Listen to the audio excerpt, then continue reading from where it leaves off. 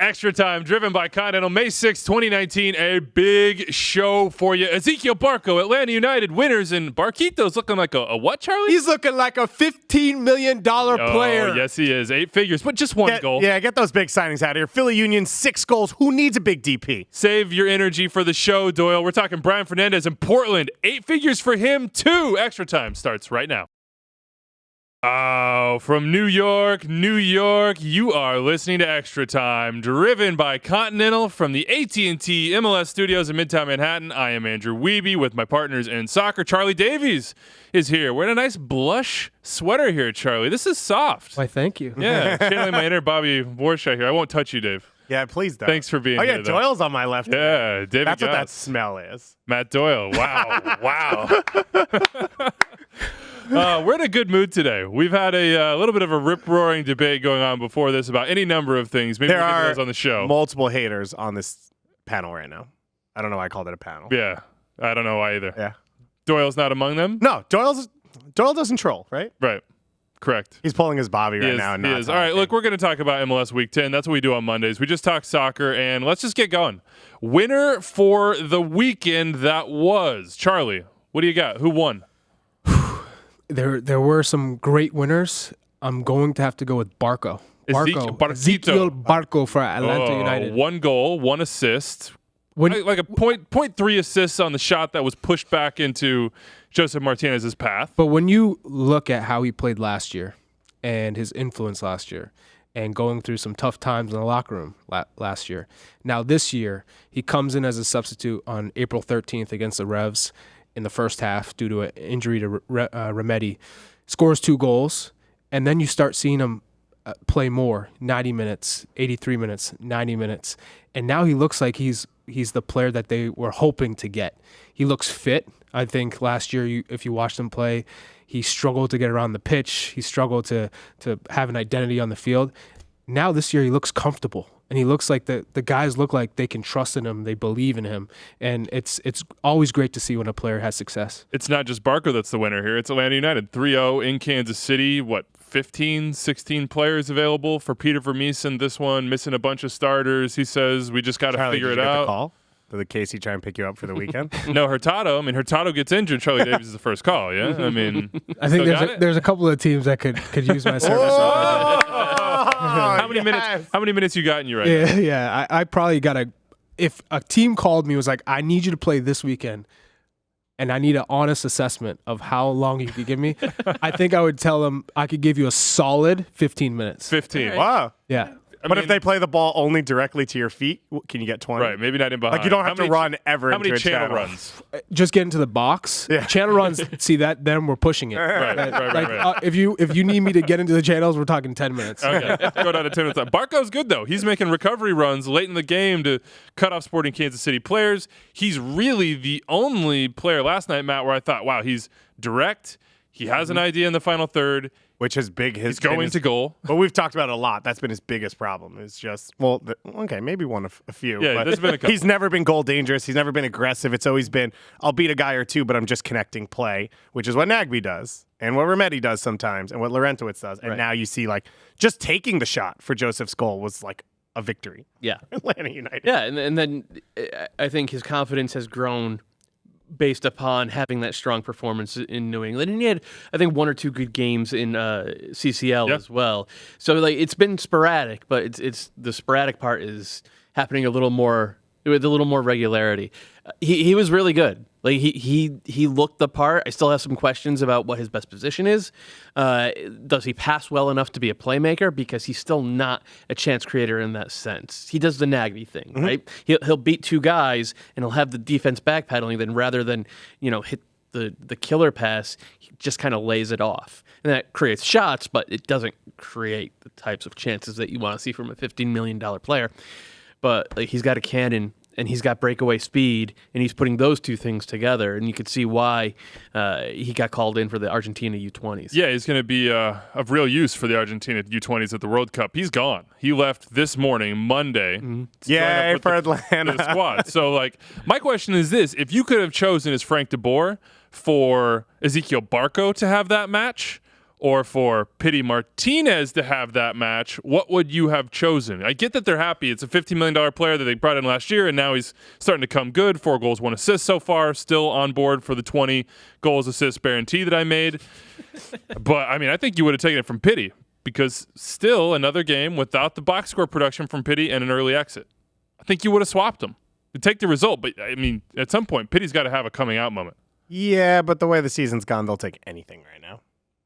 Whatever comes? Yeah. I mean, if a player on your team plays well and you win for Atlanta United, the way 2019 has gone, that's all they care. They've won 3 of 4. The question is, how real is that? Because New England, Colorado, and a Sporting Kansas City team who are just terrible right now. I understand winning at Sporting KC is always nice in its way. This team is winless in 7. They've given up 24 goals in their last 7 games. You can only beat the teams in front of you, and they've mostly done that. But even in this stretch, the only really good team they've played is FC Dallas, and they did not win that game. So things are better than they were a month ago for Atlanta United. I'm not sold. But that's all part of the process, right? Is catching teams at the right time. When teams are missing players due to injury or suspension, and your team's fully fit, or you're playing a team that's not so great, but you have injuries and your team can still cope because you're playing a bad team or a team that's low on confidence. So throughout these victories, it's only going to help strengthen this locker room and get guys in form. So you might not think these victories are important, but any win is good for a locker room because winning solves a lot of problems. What about the possession play? We talked about this game being 2 teams that wanted to do similar things. There's still a sort of, are you bought in? Are you not bought in? Are Atlanta bought in? Are the results coming because of this system shift by Frank de Boer or in spite of it? I mean, I know they got 3 goals last night, but it wasn't always flowing. It wasn't always like the high volume chance creation, the big chance creation that we've been accustomed to seeing. I think what I saw in particular is in the second half, there was a play where Atlanta could have broke out and they were on a counterattack. But instead of pushing, Joseph Martinez came back, took a touch, and played backwards and was like, calm down, let's keep the possession. And I thought, wow, that's quite different from last year where as soon as that break happens, Joseph Martinez is on the back shoulder of the center back, and he's looking to get behind, or he's already in an offside position because he knows Almiron's just going to break through the wing, and then by the time he crosses it, he'll be onside. So for me to see Joseph Martinez take that step and say, you know what, this is a time where de Boer wants us to keep the ball, wants us to keep possession. Let's slow down the game. Let's dictate the tempo. I thought that was a huge step forward for the team in kind of figuring out the identity of Atlanta United going forward, that we want to change the way we play. With results come belief, a big win for Atlanta, 3-0 for them in this one. Other winners? Anybody out there? I'll say Jim Curtin. And it's part and parcel of what the Union did this week. And granted, they had an easy schedule this week. They had 2 home games that they should have won.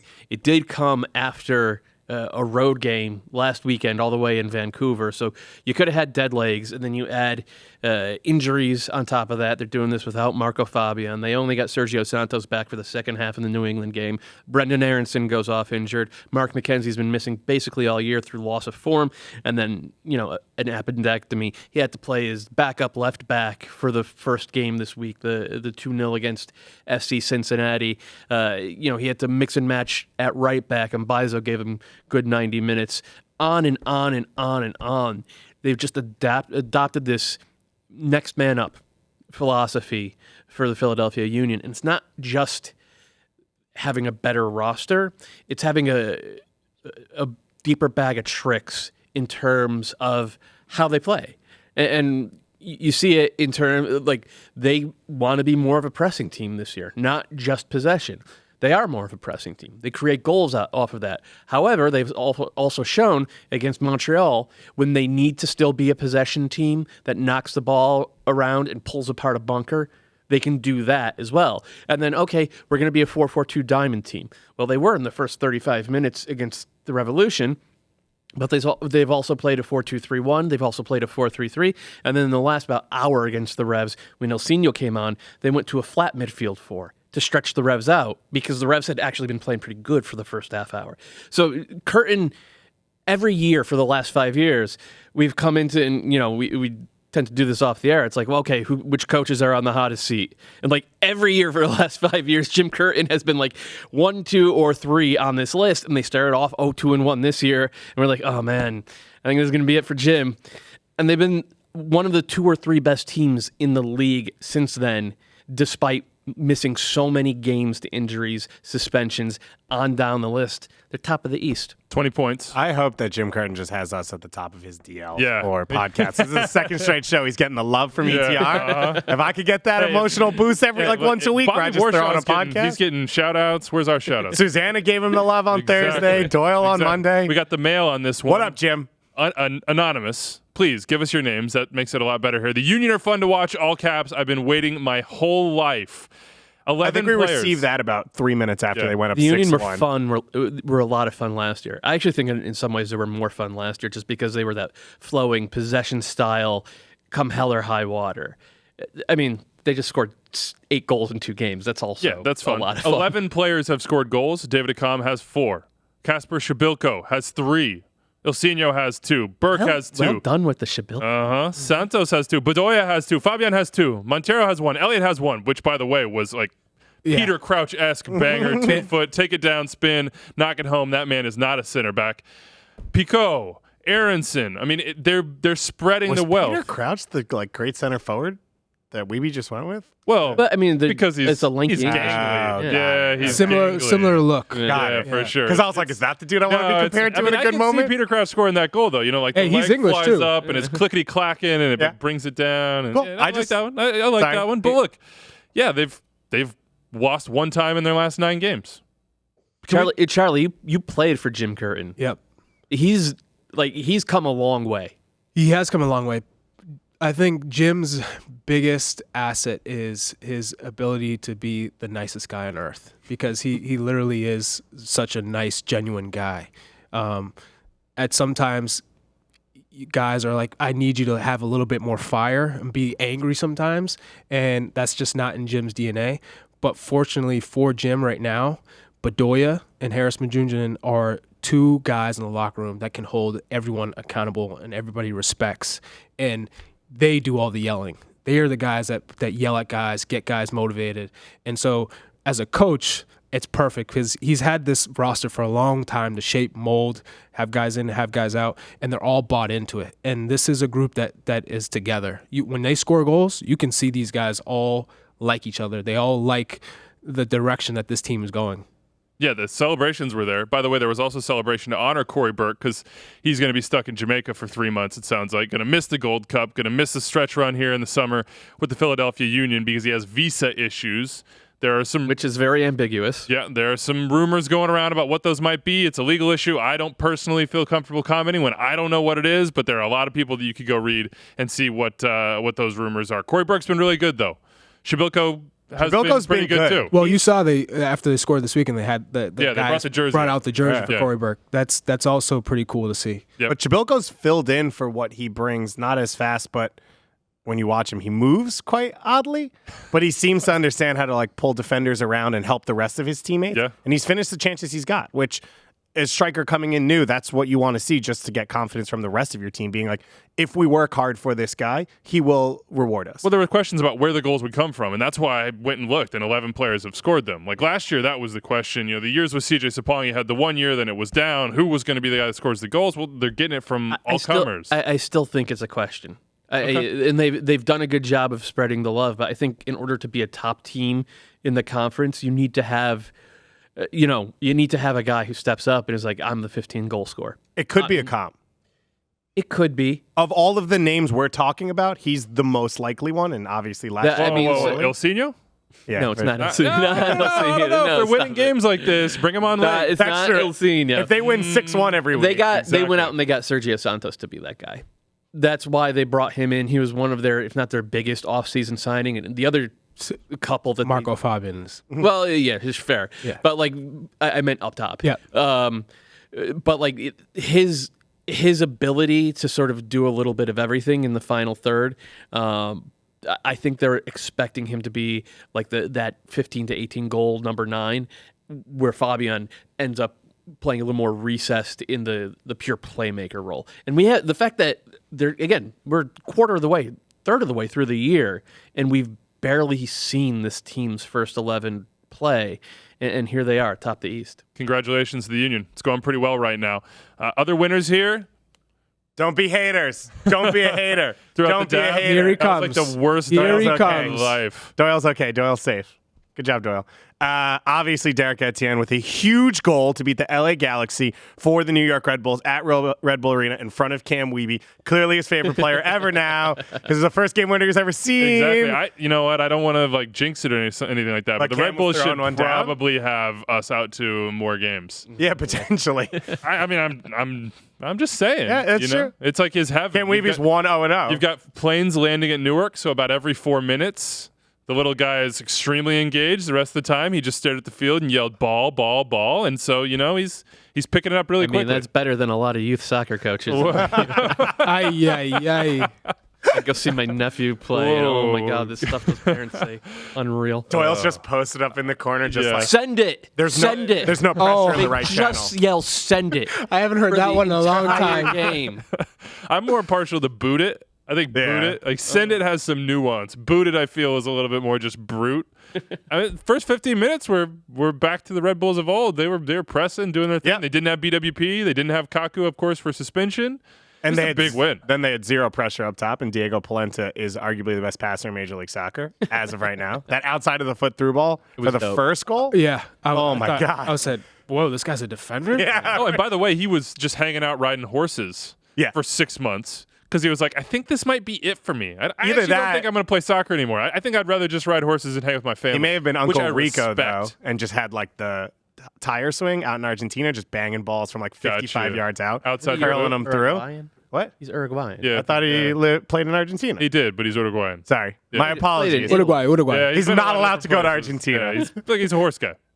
But yeah, so then Davgod comes off the bench and obviously scores the game winner for New York Red Bulls. Tyler Adams was all about it. You saw he pushed it out on social Oh, media. Yeah, those two. They're all homies. The big whole little group is all into it. So that was cool. Brian White was in an offside position, not affecting the play during the goal. That's one way of putting it. And I don't know if I agree New with York Red that. Bulls I got the win. kind of think I think he affected the goalkeeper. I get that he wasn't directly blocking the line of sight. Who at the was directly moment. blocking? Rolf Fletcher. Fletcher. So what does it matter? Felcher. God, Yeah. just everyone be quiet and let him. Rolf Felcher. I mean, I would have has had to it, earn Wiebe and me. but you threw us off. Correctly You threw us off. Either way, that's not a convincing win for me to see Red Bull and say, oh, they're back on it. But that's a win that helps that locker room and brings guys together. Also, a huge moment. Omir Fernandez came off the bench and looked really good. And I agree. been a Kaku's trend. out, so you need someone to bring some creativity. Yeah, it is a trend because he's good, and he also fills it. He normally comes on form wheel, and there's a clear difference in how they play the game. Is that a fair way to put I that? think that's pretty fair. Okay. Yeah. Yeah. Congratulations to the Red Side in New York. Derrick Etienne. Big goal for them. 3-2 win. It was a really nice day. Fun time at Red Bull Arena. I'm going to go blue side of New York for the winner here. We were bagging on them early in the season. Domi Tarrant doesn't know what he's doing. He doesn't have this thing figured out. He's making too many changes. He's still making some changes. That's still happening. But they go to Montreal, get a 2-0 win. They've lost just once. That's the fewest in the Eastern Conference. Now, they do have 6 draws, which is the most in Major League Soccer, so they have some wasted opportunities there, but Heber looks good. Like, it was easy to doubt that signing, I think, because sometimes, you look at TAM moves or DP moves in this league, and it's like, coming from Croatia or Slovenia or smaller leagues, you don't know how it's going to work. Sometimes it does, and in this case, it really looks like it's working. So, congratulations. I mean, the City Football Group have that scouting apparatus that is probably the most robust in the world. And NYCFC can take advantage of it with signings like Heber. And if you look at their signings over the last 3 years, nobody knew Alex Riggin was going to be this good. Anton Tinnerholm, really good player, came from Scandinavia. Most players who come from Scandinavia to MLS these days fail. And a lot of those Malmo players that came with him did not stick. Correct. And it goes on down the list. So they're like, give credit to City Football Group's scouting apparatus and give credit to Heber and to Dome, because he said he still makes some changes, but not a lot. It's not like it was from, August of last year up until, basically April 15th of this year. Why do you think that the Swedish Scandinavian player that comes to MLS traditionally doesn't do well? Well, I think traditionally up until the last couple of years they had. I think just MLS is a better, faster, more physical league than it was, even in 2015 and 16. Yeah. It's the TAM era. The league has changed. NYCFC now have taken 10 of the last 12 points, 3 wins and a draw in their last 4 games. It's not a coincidence that Heber has started each of those 4 games. He didn't get on the scoreboard this time. Yeah, he didn't get on the scoreboard this time, but he just affects the game with his movement. If you look at everything that NYCFC do, he's out ahead of the play, making diagonal runs across the center backs to open up space underneath. And when you have players like Dejuri Shradi and Maxi Morales, who's still so good, and even Tate Castellanos has come into his own over the past month as well. When you have players like that, you're going to score some goals. And that's the story right now. By the way, they would have 5 straight wins if not for a Nani deflection and Sean John redirecting the ball into his own net in Minnesota. So, look, there's been some, you want to call it bad luck, you want to call it, moments of losing focus, whatever it might be. NYCFC starting to have some shiny bright points here. It's time for losers, and I'm going to make a rule. You cannot take either the Colorado Rapids, because they have yet to win a game, and that remains the same after losing 3-2 at home on Friday to Vancouver Whitecaps. The bench, after that game-winning goal by Andy Rose, logically made Doyle's face of the week. Jack Price getting up, sitting back down, like raking his hands through his hair, was basically a summation of the season so far for the Rapids. You can't take them, and you definitely cannot take the New England Revolution after a 6-1 loss to Philly. So I'm going to take... There's 24 teams in Major League Soccer. Almost half of them win every week, and you're going to eliminate the 2. I am. You can find somebody. Get creative here. I'm going to go with Ted Unkel. Referee Ted Unkel. He was the target of Caleb Porter's rant after a 3-1 loss for the Crew in D.C. He had a tough week last week. We know that. You might have been paying attention. Christian Roldan's red card rescinded. That issue at the end of the game where there's a penalty called, but it's clearly outside the box, and it goes to video review. Unkel wasn't happy. You could see on the broadcast about that one. And obviously Caleb Porter was not happy about Pedro Santos' goal being taken off the board. This was the opener until it was not. Basically, to summarize what happened here, there's a ball in the midfield. Ted Unkel comes steaming in. Lucho Costa comes steaming in. Will Trapp comes steaming in. They all meet in one spot. Lucho goes down. Off goes Will Trapp. He connects the pass to Pedro Santos. Pedro Santos scores a goal. They go to video review. They say that's a foul. We see contact there on Will Trapp. On Lucho, it's in the attacking phase of play. Bring that one back. Here's what Caleb had to say. Quote, "It's a fair goal, 100%. Referee gets in the way. Referee fouls Acosta, and then the referee goes and looks at the television to bail himself out. I've never in my life seen anything like that ever." Continues, the fact that he's looking at VAR and trying to bail himself out, there should be massive ramifications for that. Caleb Porter also went on to say that basically his team doesn't get any respect. He likes video review. He thinks it's great. He's a huge proponent of it. He thinks calls are right, but this one is completely botched. All right. Unkel says via the pool reporter what we figured he would say, which I think watching back the replays, you'd expect him to say that Trapp commits a tripping foul against Acosta. It's missed by the referee crew. It starts the attacking phase, and the goal is off. We debated it last night on Matchday Central, so I'm curious right now your takes, Doyle and Bob. Excuse me, I almost called you Bobby. You're sitting in this chair. You actually almost called me Bobby. Yeah, Bob. Yeah. Didn't you call him Doyle? Yeah, hey. I'm getting older. It's actually, when you're not here on Thursday, I actually just go by Doyle. That's fine. It's good for your brand. It is good for your brand. I was up till 3 a.m. watching Game of Thrones, so that's my only excuse here. Oh, I haven't watched it yet. No spoilers. No spoilers. You got it too? Yeah. Stayed up. I don't know what to think of this play because I haven't watched instant replay yet. Exactly. I form all of my opinions about officiating from these 2 wonderful experts who I see every Monday. That sounds possibly like trolling. Morning. Maybe a little bit of mockery. Who appreciate so much the hard job that these officials do and how difficult the role is. Sorry, that's what Wiebe has to do on Twitter every week. I do. Hey, I don't want... lambast yeah, everyone. I would say the goal should have stood.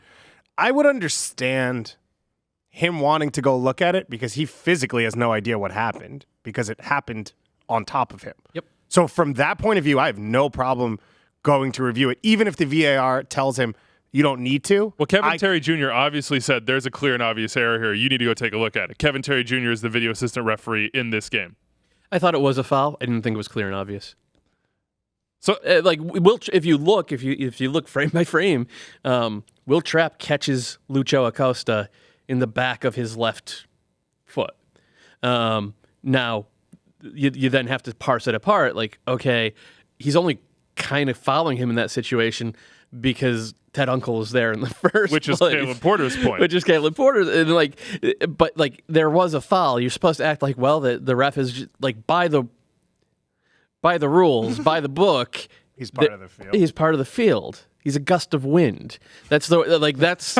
I've never heard that one. Ted Unkel is just in the wind.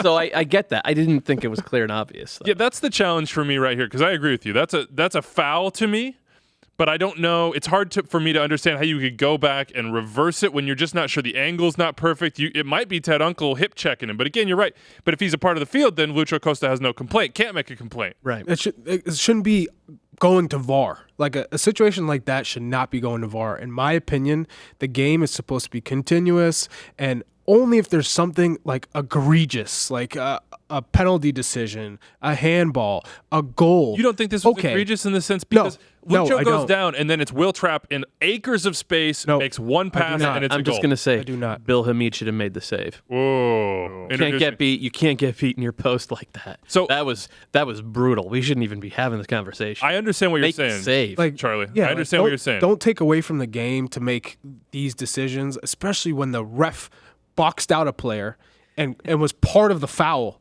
Like, just take it on the ref on yourself and say, yeah, you know what? That's on me. Like, this is a goal and it's on me. My bad. There's been some complications with video review. I stand with Caleb. I think it's really good, and the process is still imperfect, and that needs to, in stadium. I think there's work to do because at Red Bull Arena, I had no idea what was being looked at or going on at any point during you were that looking game. at planes. I was mostly. You're right. We were pointing at we now know where the sky is, so that's a really big learning point. But I think the clear and obvious side is confusing, not just for people at home or people like us who watch it and talk about it, but I think kind of for the referees too. There's some sort of gray area where, like, the intent, how it's being called, and the execution, it's confusing. But one of the things everyone complained about when this started was, well, you can't take the human element out. Boom, you've still got human element. There's still mistakes, and just takes longer. It's still personal. It just takes a little bit longer, and you got to watch replays while it happens. So everyone complained at the start about how you're going to take away the human element of a referee controlling a game, deciding a game, making mistakes, blah, blah, blah. And then you go and or just maybe even not mistakes, just making calls through his lens. Yeah. As opposed to what, But I think we all agree overall it's helped because there are super obvious, egregious mistakes that just get fixed. They shouldn't even have to go to VAR because they should have been, like, seen by the ref in the first place. But it's going to have to go to, like, the NFL kind of situation where you're like, all right, guys, everyone in the stadium, we're going to have to look at this play for this. And then the referee goes and does his Charlie, I just want to say, Charlie's on the verge of saying something mean for the first time in, like, the 3 years that I've known you. You're like right at the edge. I say just put it on don't even need to tell me. Just put it on the board. Tell me what you're reviewing. Offside. But they are testing microphones for referees to do that, to be able to tell you and notify afterwards. Any sort of communication, I think it would be a positive thing. I think it's been good so far. There are always going to be moments like this where people are upset. Caleb Porter also did a very good job of, distracting us with shiny things and incendiary quotes from the fact that the Crew have lost 5 in a row. So that was also a very well done piece of public relations by Caleb Porter. Oh, yeah. Us against the world. How do you? Is there a fix here? We keep saying they need more. I was like, they need more from Pedro Santos this weekend. When he scores a goal, it gets taken off the board. What about Zardes? I mean, yeah, where we know getting the service. Yeah, right. But that's my point. Is Greg Berhalter in his system, Zardes was always getting opportunities and service, and then everyone said, "Oh, Caleb Porter is going to stick with the system. It's going to be easy, smooth transition." And now we're seeing what happens when you don't have Berhalter basically coaching the side to tell them, "All right, guys, this is how we have to play. This is how we have to get Zardes the ball." And because Zardes is not a player who's going to just come back, check in half field, turn, and run at guys and score goals. No, he needs to have that service to get in the box, make those near post runs, get at the penalty spot, get the service. That's not happening. Is it as simple as... Wasn't this always going to happen? Because this isn't a new coach with a new group. It's a new coach with the same group. So the first month, I think everybody felt like, oh, he's not changing much. Right. It's letting it roll. It's letting it roll. And if you look at it in the past month and a half now, it's changed. But he has to. I'm not sure no you have to Valenzuela or this awful. year. Doesn't that No, ultimately change? For sure. And if you want to contextualize it, we've been talking about the Red Bulls bad start. Well, no Kamar Lawrence, no Tyler Adams, BWP kind of, so the personnel plays a big factor in a lot of this, and not having those two guys who were essentially DP caliber fullbacks and were so integral to everything that the crew did the last year, and then really the last 5, if you want to look at how they played. But they're not playing like that at all. Will Trapp is not dropping between the center backs to split them and to hit those long diagonals anymore. They're changing how they're playing from the back. And maybe that is okay, we don't have Harrison Awful. We can't do this. And they're just trying to find a new path forward. But they haven't. They are one of the lowest scoring teams in the league, and so far it looks like that's not going to change. Just the idea, though, that Caleb Porter, a different coach with a different background, different skill sets, and different soccer philosophy, is going to step in and have the ability at a high level to coach someone else's system without them there over the course of a year or two seems unrealistic. So you're saying it was always going to change? It had to. Yeah, Well, look at De Boer and Tata Martino. Same thing. Coach comes in, essentially the same squad. I mean, you lose Almiron, but you bring in the reigning South American Player of the Year, and guys look lost for the most part of the season until very late. But it's the same thing. And if De Boer or Caleb, their ideas are not the same ideas as the other coach. So then if they try to do it, it's not going to be at the same level as what it was. So now you're probably worse off in the end anyway. At some point you have to transition. The problem is it is the group Greg Berhalter built, so it's built for his system. Correct. So the question for Caleb Porter is, how does he get the best out of them in what he wants to do, or how does he move pieces around to make it fit what he's good at and what he's able to bring? You could also maybe say that Greg Berhalter left at the back end of the window. Would that be fair? Yeah, Pipa, where he's at. With Miram, with Santos. I mean, Artur and Trapp are young. You would have thought Valenzuela and Awful, had a couple more. Minsa was coming into his own. Stefan's about to leave. Yeah. Yep. Yeah, so it's a transition time for the crew. We knew that. FC Cincinnati have scored as many goals from the run of play in the last month and a half as this panel has.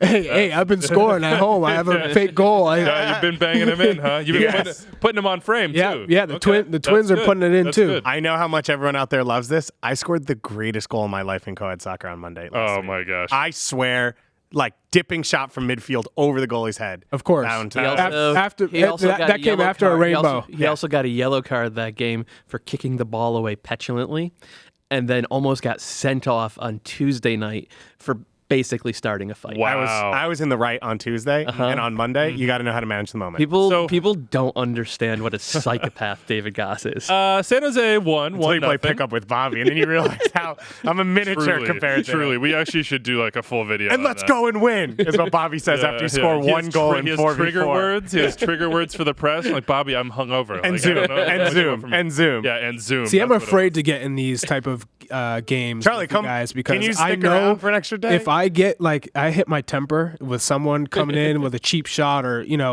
it's going to get. So ugly. that's the thing, is I'm the same though. I don't come in on cheap shots. I get mad at people for being stupid. Right. That's the only word. Big difference. Big difference. As we were saying, San Jose won 1-0 against FC Cincinnati. Then Fanendo Adi after the game, he kind of went in. Quote. Wait. We got to contextualize it with Alan Koch's quotes first. There were two sets of quotes that came out of this game, and Alan Koch had been getting a little bit of stick for playing ultra defensively in terms of his lineup and tactical choices, specifically playing 3 defensive midfielders. And he played 3 defensive midfielders from the start in this game and kept 3 defensive midfielders in there even after they were down a goal and up a man.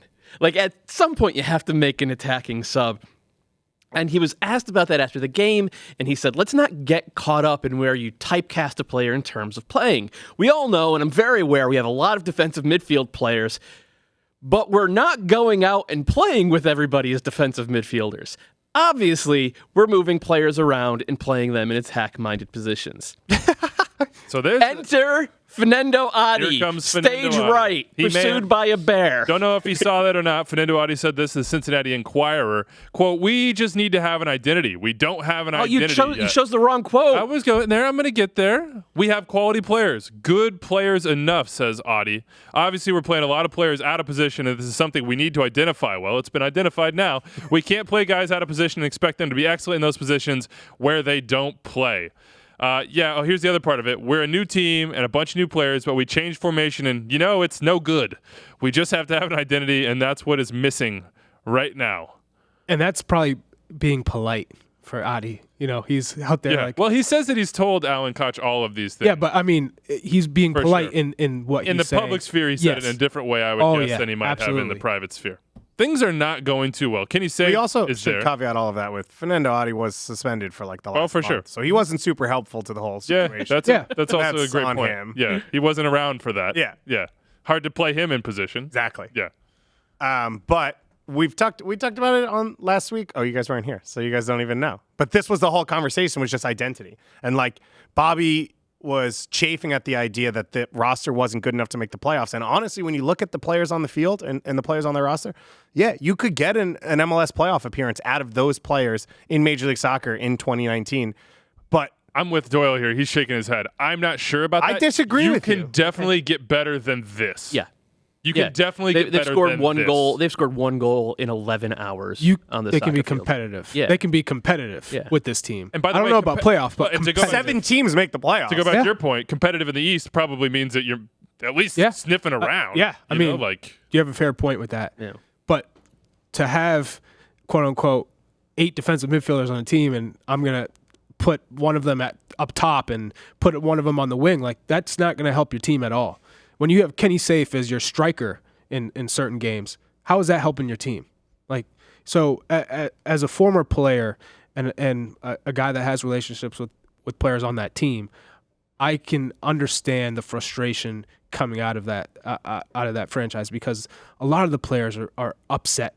They want to be put in a position to succeed, and you're not going to be put in a position to succeed if you have defenders or defensive-minded players in attacking roles, because at the end of the day, when you're on a break or you're trying to go get that goal, that ball is going to come backwards, because defensive players tend to play backwards because they want to play that safe ball. They're not used to running at guys or creating chances. That's not what they do. So when you're putting players out there as a striker, how the hell am I going to get service? I'm upset. This is Adi showing, hey, I'm frustrated. And obviously he's been gone. He hasn't been there. But you could say the same for Kekuta Mane. You could say the same for Darren Maddox. They're not getting service. They're not being put in a position to go out there and score goals and be this team, be the players that the team needs them to be. Kenny Safe says he doesn't know if he'll stick around. He is on loan. The quote here from him: "If I don't have a good feeling, I'm not staying. If I do have a good feeling, I'll stay." I enjoy that quote from Kenny Safe. It sounds like he does not have a good feeling. At the moment, that's for not sure. Right now. More from Week 10 here. Minnesota and Seattle played a pretty darn good 1-1 draw at Allianz Field. I really enjoyed watching this one. It is not a good sign for Minnesota, or at least not a super positive one, that in 4 home games of the new venue, they've just got 1 win. 3 draws in that time, but the defense definitely looks better. Iko Para with a nice header on this one. Christian Roldan with the banger. Big question for the Sounders: which was the bigger loss? Raul Ruiz or Gustav Svensson? We're going to find that one out, because Svensson's turned out to be a much bigger piece than a lot of people expected. Rui Diaz was on the bench for this one. He came on. Came on. Yeah. So It changes for them. Yeah, it changes things for them. But that midfield mix, as Roldan said on this very show, was extremely good with Svensson in there. I want to talk Francisco Calvo. Can we just real quick, Roldan's hit?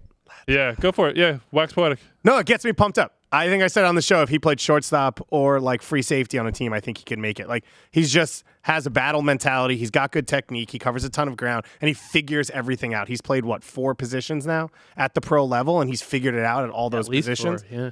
And so that's the type of guy he is. And I think part of when we'll talk about Svensson over the next few weeks, if he's out and stuff, is I think Roldan will once again figure something out of just how to be at his best based on the situation around him.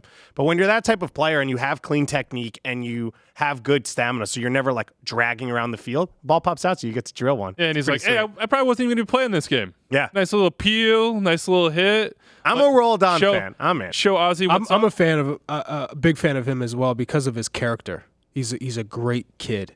He's always looking to learn. He's humble. Those are the guys you want to play with. Makes a great flower box. Yeah, really like Christian Roldan too. Francisco Calvo was wearing the captain's armband when I was in Minnesota for the home opener. He is not wearing a Loons jersey anymore because they flipped him to the Chicago Fire for $400K in total allocation money. They also get a sell-on if they happen to move him on here down the line. I won't go into the breakdowns here, but it's 150 in 2019 and 150 in 2020, and that math only goes up to 300, so I don't know where I got those figures. It's 400 overall. That's what you need to know here. Where are the Fire going to play him? Why did this happen? I mean, I get why it happened.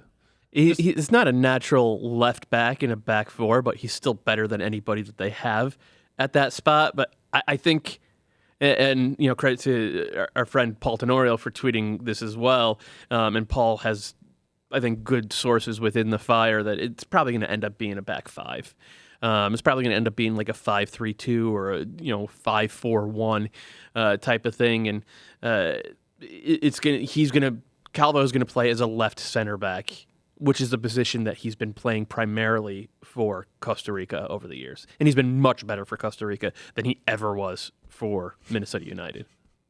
So he's got to like it. It's a little bit of it's a fresh start for him. $400,000 is not a lot of allocation money at this point.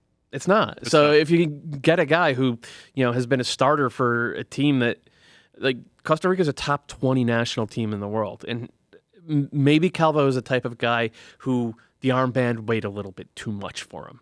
Where if he had to be the leader, he couldn't quite do that. And we saw it in his last appearance with the Loons, where he got that totally unnecessary red card. But now he's not the leader. Bastian Schweinsteiger is the leader. Dax McCarty's the leader. So he can just be a follower, and maybe that'll suit him. And the talent's there. He was bizarrely upset about playing left back, but wasn't good at center back. And you got in this weird spot where it's like you're unhappy when you're playing better, and you're happy when you're not playing as well. So I think the 5-man backline fits him and it fits the team because it eliminates some of the individual issues for players who struggle defensively because you just have more numbers back there. And if you have someone of the intelligence of Schweinsteiger to really move the pieces around, like the quarterback sitting in the middle of all of that, I think it makes everyone's role easier. It also might fit Frankowski or one of those guys in as wingbacks rather than fullbacks. Raheem. Which is where they struggle, yeah. Raheem as well. And then you can find a role for Katai or Gaetan as that second guy in a 5-3-2 off of Nikolic and finding space. So it seems to fit everything. And like Doyle said, it's just pure talent at some point. Sometimes someone's better at soccer than someone else. And whether it's the right fit or not, if it's a good move, I'm pumped about this because there's Pedroso as well. Marquinhos Pedroso was quote unquote traded from DC We're FC gonna Dallas get to to that. DC. It's quite MLS-y. But just in general, I think there's a lot of players in Major League Soccer that are useful, that can be a good part of a roster, and they're just in the wrong place or they're behind someone. And rather than just sit on it because you're scared other teams are going to be good, move those pieces. As a fan, the league gets better. As a neutral, the league gets better. But we're talking about FC Cincinnati. How many teams in MLS need a defensive midfielder? You've got 8 of them. You can go out. Maybe you're not going to get as much bang for your buck as you wanted to or exactly what you spent on them, but you're going to get useful pieces, and another team gets a player. Fine, whatever. That's not your problem. Your problem is to improve your roster, and there's moves like this out there in Major League Soccer. You went through 24 of them. There's a lot. There's so many, and I'm not even going to get into it, but there are plenty. May 7th is the close of this transfer window. You can make trades up to that point. By the way, Memo Ochoa and the Fire, there might be a connection there. He's free in the summer. It's been rumored for a long time. I just want to say demerits to Matt Doyle because I'm sitting at home on Saturday night. And I'm like, do I stay up for LAFC Chicago? And Doyle is out here tweeting about how it's going to be a goal fest and the Fire aren't playing any natural defenders. I didn't say it was going to be a goal fest. You really implied. And I think you inferred. Maybe a little bit of both. You pushed me over the edge, and then I had to sit through. I came into the studio yesterday, and Wiebe was like, I'm so heated. Doyle told me to stay up late because this is going to be an unbelievable game. Game of the year. It was a pretty good game. I'm tired. Yeah, I could have had pretty good game. It was exciting. I had the TV out on my back porch. Entertaining. The game, so you could have come over and watched. a good party over at Dave's house. I lost my invitation, I guess. Yes, No, yours is on the back of the TV you gave me for free. That's your representation at the event. You don't get to actually come as well. We did not give winner status to the Timbers, but they absolutely should have got it. It just became official. Brian Fernandez signing from Necaxa. Huge club record fee. We've been talking about him for a while. Also big for the Timbers. 3 straight wins. They beat RSL via Sebastian Blanco and Diego Valeri goals. That Diego Valeri goal got him to 70 goals, 70 assists in Major League Soccer. He's the 9th all-time to do it. Well, I already gave you the rundown. I was going to quiz you, but you have it in front of you. Landon Donovan. You physically covered your own computer while we all have a shared document open. No, let me see. Oh, boy. Landon Donovan, Steve Ralston, Kobe Jones, Preki, Dwayne DiRosario, Jason Christ, Jeff Cunningham, and Jaime Moreno. That is a who's who of MLS legends. Congratulations to Diego Valeri. Let's talk, though, Brian Fernandez. He's 24 years old. He's Argentine. He's had some bumps in his career. Yep. Had a couple unintentional. That's putting it unintentional mildly. Pun there. Yeah. He did have in 2015 a suspension for the use of cocaine. Moved on from that. Had restarted his career. Then he is also suspended right now in Liga MX because he spit at some fans. It was his first red card ever in that instance. Still TBD whether that suspension will carry over. If it does, I believe he will miss 2 more games. The reporting by Sam Stejko at The Athletic is that he will be available for selection this weekend. That could then potentially, depending on how they handle that suspension, be his first game that counts toward that. But this is a big fee. Mexico is saying, the reports on there, $10 to $12 million, which would put it up in like the top 5 all time for MLS. Jeff Carlisle says it's not at the $12 million range, but there's still some murkiness there. Primarily has played right wing this season in the Clausura, 12 goals. He's also played center striker. He can do both. He played mostly center striker in that Apertura. He's only been in Necaxa for a year. What a nice move for them. I mean, this is big money on the quick flip. He wasn't even there for a full year. This is a good signing that he can play both. It seems like this is the guy that the Timbers have been trying to get, a game-changing attacking player. Yeah, and they've been going after that all offseason long, and I get it.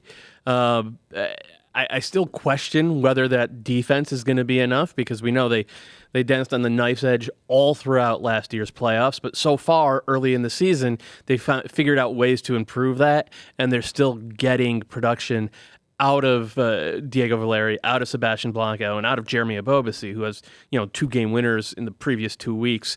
The question I have is, okay, does Fernandez come in and slot into that in like a 4-2-3-1 because that would seem to be natural because he's been much more productive as a right winger, or do they use him as kind of a line running center forward up top and Ebobisse goes to the bench? It also just gives you options. They just haven't been a team. Yeah, it gives you options. Yeah, you haven't been able to move pieces because you don't have a full complement of dangerous players, and it's a lot of money. Dare you disrespect Lucas Milano like that? Oh my God. He was the previous club record, by the way, $5 million. God. Well, I mean, Fernandez should be twice as good. But you bring this piece in, and it's like you've got a ticking time with Valeri. It's not forever, and Blanco's 30 or 31. Yeah, he's on the outside. So I like the investment in a guy at this age where he can help you maybe push while they're still playing well, and then carry the mantle as the star player once they're gone. Because he's 26 years old. But Valeri only 24. He's 24. just turned 33. 24. Yeah, like you got a good couple years left. Are you serious? Yeah. Whoa. Yeah. He's 33. He could definitely, the way he plays, is not like a guy that depends on speed and athleticism. Fair. He's fleet on his feet. He's agile. It's his brain. It's his movement, and he's got a great first touch. So that's not going away. he's got another option now in Brian Fernandez. Supposedly a lot of money here, and that's a big move for them. They also moved Daniel Guzman to Cruz C. 2019 international spot comes the other way. Sounds like it's probably to get David this one Guzman, done. right? David, I don't know why I put Danielle in there. Couldn't figure out who got traded reading this for a while, and then was like, that makes sense. Yeah, it does make sense. Timbers also made another move. They've been out here. Gavin Wilkinson is shaken. They acquired what? Let's see, $175K in allocation for another international spot. So that must have been the that was money a bad that they international used. spot, but then they got a good One. international. Yeah. Then there's some other MLS-y trades here. Marquinhos Pedroso did not get traded. No, he did not. But Dallas did acquire. They acquired a bunch of allocation money here. Yeah, This is confusing. From DC Who got United. what? So Marquinhos draft Pedroso was signed. He was signed originally using discretionary TAM. Discretionary TAM is not tradable, and it turns out players that you sign with discretionary TAM are thus not tradable.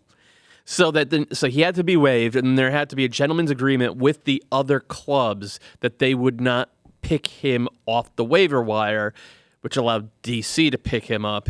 In the process, DC sent their first round pick. There you go. And they got $100K in GAM back. So two completely So the related trade was slash a draft unrelated pick deals, trade. Yeah, so DC sends the draft pick. DC gets Marquinhos Pedroso, gets him, and $100,000 of GAM. And the reason Dallas paid $100,000 of GAM is because they wanted the cap room. DC United now has Marquinhos Pedroso's entire salary hitting their books. Dallas don't have to absorb that, which is about, I think, $350,000. And obviously more. Very simple and straightforward trade. Extremely clear there. LA Galaxy are out here flipping GAM for TAM as well. So they sent $225K in GAM for $325K in GAM with Minnesota. Then they did the same for $300K TAM with Columbus. They've been linked with Fabio Alvarez. He's a 26-year-old Argentine down at Atletico Tucumán right now. He's like a center midfield attacking player, could play on the wing. We'll see what happens. Dennis Closa says they do want to get an attacker over the line before this May 7th, that is Tuesday, deadline. Dennis Closa also says, as everyone knows, it is imperative to trade GAM for TAM as we look to remain competitive in the global market. As everyone knows, Dennis. I actually follow Tam on Instagram. Great follow. Seriously. Yeah, party. Like Really? private jets, the whole thing, yacht parties. Yeah. Yes. Quality follow. Champagne player? Yeah. Is that what you're saying? Okay. Are we Mailbag time, 401-206-0MLS, extra time at MLSsoccer.com. Question for Charlie, just because I wanted to ask it. Your first choice. We have a 5v5 tournament. Let's just say we're putting it on at Brooklyn Bridge Park. We're going to kick you the entire time. You won't get mad, but your first choice will be who you can. It can only be somebody that you could actually call right now. You could pick up the phone and they would answer.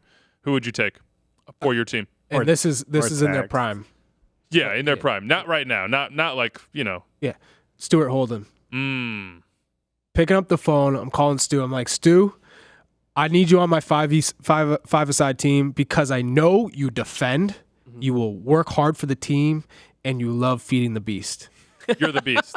I'm the beast. Right. And he's going to get joy out of scoring goals and celebrating. Got you. So in 5v5s, 10 minutes. do you throw We got Sellies 10 in? minutes. Yeah. Anytime I score a goal, I'm throwing a celebration in. It could be 2v2. It doesn't matter. What if you could only pick one person off this panel? Off this panel, I haven't seen either of you play. But you know in your heart, Yeah, you're going to pick Gus. Nice. Yeah, I'll you're take definitely that. gonna I would pick pick Dave. me too. Yeah. Garrett here, clearly been watching a little LA Clippers. If MLS had a super sub award like the NBA has a sixth man award, will Ilsinho be the front runner making such an impact off the bench? Who would be your front runner? And what would be, what's the qualifications? Because I think you can't start a certain amount of games in the NBA. I'm going to say, obviously, Ilsinho, but I was thinking that we just, clone Ilsinho. We give him to every team in Major League Soccer, and we say, once you're up 2 goals, you are contractually obligated to play your cloned Ilsinho. You must play him, and he will go out and just snake people. Snake fest. Just snakes, chips from 2 yards away, just, all the give and goes on the edge of the box. When he does that, I'm like, follow him, bump him, do something, and he always gets the goal, always. Alan Gordon's gone, so you don't have Gordo anymore. Trying to think who else has made that impact. Good super subs. Dab God. Pillow Feet, Dab God. Pillow Feet's not really around much. They're all 5-year-old I'm reps. talking about Adam John. Adam He's in Phoenix. Okay. Yeah. He hasn't been in MLS in 2 years. Well, I still remember him very fondly. Jordan Hamilton has had a little bit of a run here Jordan this year. Hamilton's Definitely, It's Ilsinho. he's not on that level, though. Well, but I'm just saying he's had a run. He had a good run. Yeah, he had a good. Minnesota gave him a couple. But he's been getting starts in there too. Yeah. That's almost a bad I think thing. you have to come off the bench for more than half your game. What about Chris Pontius? Pontius is a starter now. Yeah. But was he? No. Could he still fall in that? But that's the thing. When he was coming off the bench, he wasn't impacting the game. He's been much more impactful this year when he's been starting. I think we've seen that the last. I would love to see one team that subs like a D-mid in every time they win, and that guy win it. And it's like, well, every time I come in, we win. Lock it down. Yeah. You got to be the guy that locks it down. Toronto Duck wants to know, quarter of the season gone, pick your favorite surprise player of the season so far. Latif Blessing. Latif Blessing, the jitterbug who scored a bunch of goals, or not a bunch, a good number of goals in Kansas City between Open Cup and the league, but was maybe a 9 when he got there. Then he was on the wing, but he was always around the box. He was like a 1v1 player. Now he's just like Mr. Tackle in the midfield. He's like Conte. Yeah, he's just covering ground, hitting people. Literally, he just covers ground, breaks up plays, and then gets rid of it. There's no dribbling. There's no Latif blessing, taking guys 1v1. It's just take it and get it off your feet and just be ready for the next guy. I think he should be on your 5v5 team. That team's going to celebrate. Latif and Charlie, it's almost too much. It's almost too much. Celebrations. I same team. I'm going with Atuesta, Eddie Atuesta. I didn't think much of him last year. Not that I didn't think he was a good player, but this year he's really getting on the ball, controlling the tempo, finding the right passes, making the right decisions, being in the right spots on the field. I think he's made a huge jump from compared to last year. I love that 2 of the 3 in that midfield are Mark Anthony Kaye and Latif Blessing. Guys that you probably, 2 years ago, nobody would have called that. Nobody. Who you guys got? I got Edwin Cerrillo, the 18-year-old homegrown D-mid for FC Dallas.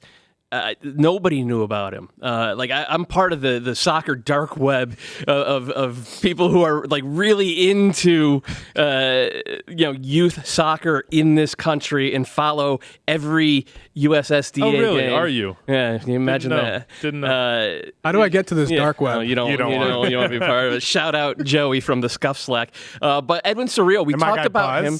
No.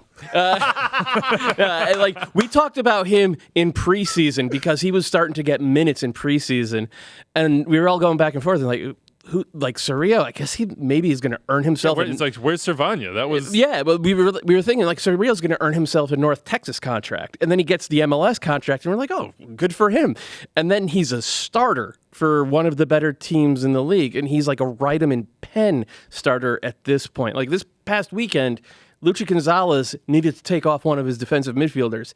He took off Carlos Gruezo, who's a 24-year-old Ecuadorian international World Cup veteran, and left Cerrillo on instead. This kid has probably played his way into the US U20 team for Tab Ramos. He's been really good. Let's finish out with Texas. Eric in Fort Worth. I wanted a surprise. You wanted me to say? Yeah, you don't. No, I did. I just, when I'm hosting segment, I don't have to say anything. Mentonaires up there. Okay. And Montero for Philly has been really good like as well. Eric in Fort Worth. He said there's a lot of doubt around the Dynamo based on Elise's probable impending move. Discussions are handicapping their chances based on that, but should include mention of a replacement acquisition as well. If Elise sells for $10+ million and the team brings in $2-3 million players, we potentially get better, not worse. The Dynamo just picked up an international spot. Matt Jordan's been out of the country shopping. How do they get the most out of this? Alberth Elise is no easy. You can't find a replacement player just because you have the money. He's very, very dominant because of his pace, his speed, and his athleticism. It's not an easy player to replace. And they gave him time to get settled, which you're going to have to give anybody time if you're bringing them in from outside, especially mid-season. And it's not just Alberth Elise. It's Mauro Manotas as well. Say it loud. Say it loud, man. They get the right. They might have 2 holes to fill, and they're gigantic, devastating holes because we talked about the Union at the start of this show. They've had 11 different scorers. Dynamo have had 4. Manotas has 5 goals. Elise and Memo Rodriguez each have 4, and Tomas Martinez has 2. That's it. That's the sum total of their attack. If they sell these guys, and look, everybody's got a price. If they get a $10 million offer, I think you probably have to sell.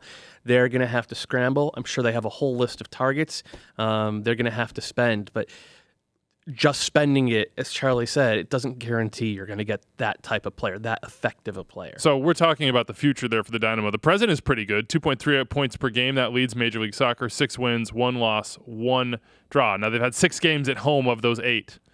So, Dynamo fans, when you hear people saying, oh, and maybe not completely sold yet, that's why. It's because the front end of that schedule has been very, very friendly to the boys in orange so far. So, it's at Seattle, tough.